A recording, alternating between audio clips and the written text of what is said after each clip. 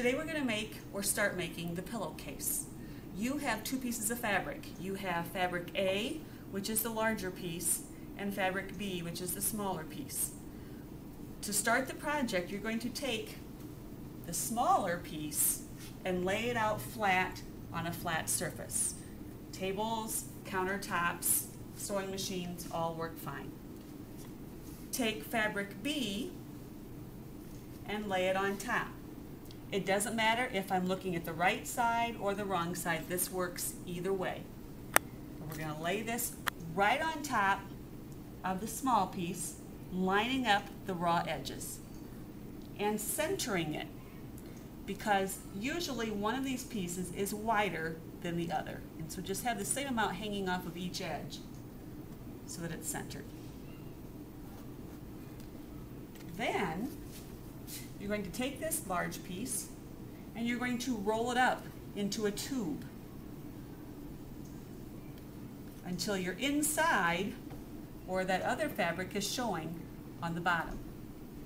Then you're going to take the bottom edge of the small piece, fabric B, flip it up over the top and line it up with those first two edges, making a sandwich out of your big piece of fabric.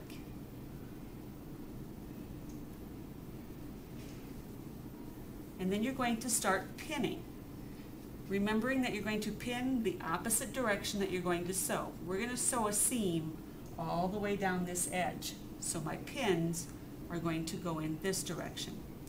But if you'll zoom in here, I want you to see that I've got all three layers lined up even with each other before I pin. Now, if it doesn't automatically line up, it's not a big deal. This is just fabric. You can pick it up and move it, shift it until it does. And you'll pin all the way down the row until you get to the other end. Make sure when you start pinning that if there's one piece of fabric that is narrower than the other, that those two pieces line up with each other and you just have this tail hanging out. We'll trim that off later. That's not a big deal. Okay, so you're going to lay out the small piece, put the big piece on top, roll up the big piece, and make a sandwich that looks kind of like a tube. When that's pinned, you'll sew a 1/2 inch seam, back stitching at the beginning and at the end.